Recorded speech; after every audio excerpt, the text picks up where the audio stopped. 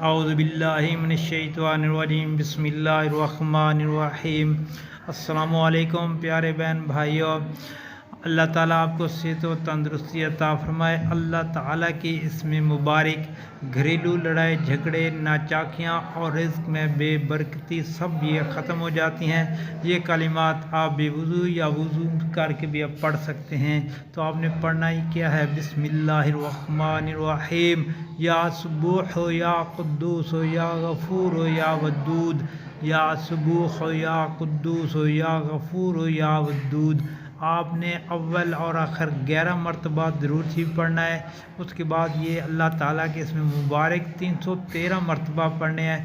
بہتر یہ ہے کہ آپ صبح کی فجر کی نماز پڑھنے کے بعد یہ وظیفہ کریں۔ انشاءاللہ اللہ تعالیٰ آپ کے گھر میں جو لڑائی جھگڑے یا دوسری کوئی بے برکتی ہے، رزق میں تنگی ہے تو دور فرمائیں گے۔